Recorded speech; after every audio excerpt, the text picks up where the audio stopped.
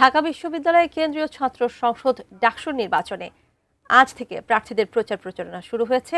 সেখানে আছেন সহকর্মী কিশোর জাহান। প্রার্থীদের প্রথম দিনের প্রচারণার খবর সরাসরি জানতে যুক্ত হচ্ছে তার সঙ্গে। কিশোর, আপনি তো সেখানে আছেন, আসলেই জানতে চাইবো যে আজ প্রথম দিনের মতো প্রচার প্রচারণা কেমন চলছে সেখানে?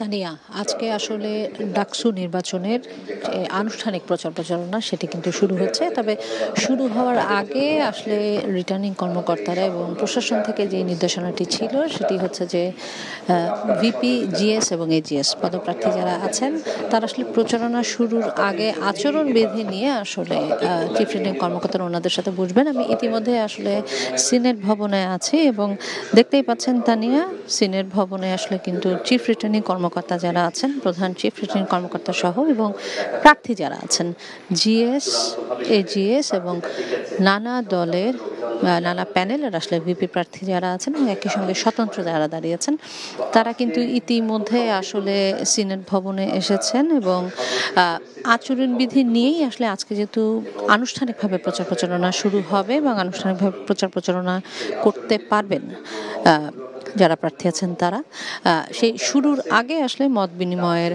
বিষয়টি এসেছে এবং তার পরিপ্রেক্ষিতে আসলে সবাই এই সিনেট ভবনে এসছে। আপনি জানেন তা নিয়ে যে আসলে 9 তারিখে এরই মধ্যে তফসিল অনুযায়ী ঘোষণা হয়েছে 9 তারিখে ডাকসু নির্বাচন এবং বহু প্রতীক্ষিত আসলে এই নির্বাচনকে ঘিরে কিন্তু পুরো ক্যাম্পাসে এক ধরনের নির্বাচনী আবহ আছে এবং এ কদিন আমরা আসলে যেটা দেখেছি প্রচারণা করার নিয়ম না থাকলেও কিন্তু যারা আছেন প্রার্থী যারা আছেন তারা কিন্তু নানাভাবে প্যানেলের মাধ্যমে হোক স্বতন্ত্রভাবে হোক তারা কিন্তু আসলে তাদের উপস্থিতি জানান দিয়েছেন।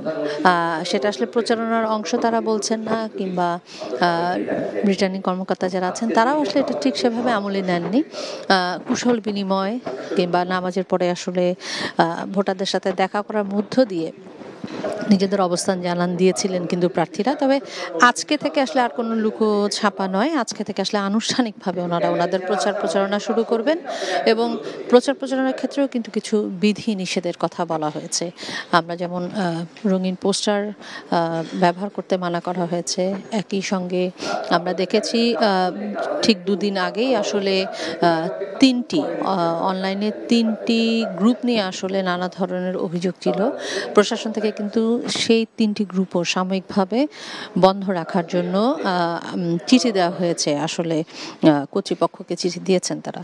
তো সব মিলিয়ে যদি বলতে হয় তা নিয়ে এখন পর্যন্ত ক্যাম্পাসে কিন্তু নির্বাচনী যে আবহ সেটা কিন্তু আছে এবং যেহেতু আজকে থেকে আনুষ্ঠানিকভাবে প্রচার প্রচারণা শুরু হবে সেটা বুঝতেই পাচ্ছেন আসলে এই আনুষ্ঠানিকতার পরই কিন্তু পুরো ক্যাম্পাস আসলে জমজমাট হবে প্রচার প্রচারণায়।